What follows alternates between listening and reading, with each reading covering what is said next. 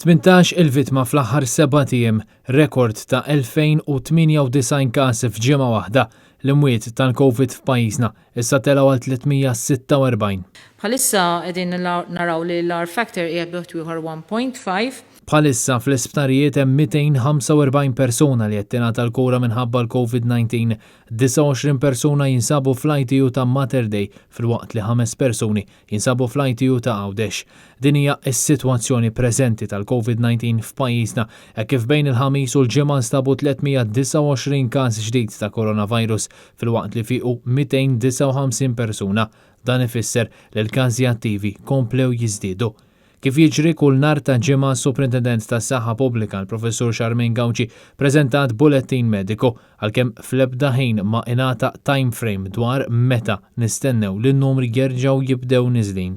Ma tistax tgħid meta eżatt ħajkunu qegħdin jaħdmu dawn il-miżuri, però nemmnu li jekk ikollna n-nies li jkunu responsabbli hemmhekk inti tkun tista' tibda tara impatt. L-awtoritajiet tas-saħħa ħabbru li fl-aħħar sigħat mietu 5 persuni, 3 irġiel u 2 nisa, 2 irġiel ta' 73 u ta' 38 sena u mara ta' 85 mietu fl-isptar Mater Dei, raġel ta' 62 sena u mara ta' 47 sena mietu fid-dar tagħhom. Il-Professur Gawċi konfermat li għatem persuni vulnerabli li għadhom ma natawx it-tilqima sissa huma 36,246 dawk li tlaqmu b'mod sħiħ.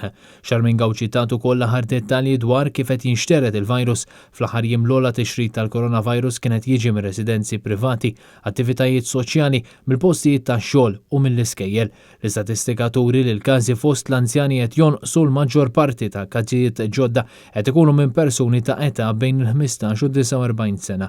Il-Superintendent tas-Saħħa Pubblika spjegat li persuni li nataw il-vaċċin jistgħu xorta jinfettaw ruħhom bil-virus. Iva jista' jkun li wkoll wara l-10 ġurnata li persuna ikun it-tieni doża wkoll jista' wkoll li joħroġ pożittiv. Din rajnija mhux Malta biss imma wkoll barra minn Malta, però li rajna huwa li minn dawk kollha li ħarġu li huma pożittivi dawn il-persuni il-maġġor parti tas-sintomi tagħhom kienu jew bla sintomi jew inkella ma kellhom sintomi. Xarmin Gawċi kienet mistoqsija wkoll kif qed jiġu kkalkulati l-persuni li fihom il-COVID ġala darba mhux isiru testijiet.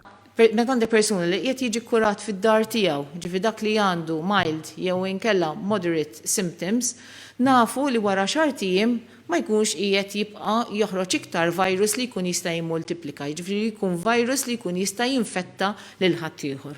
Kien Cutajar, Net News.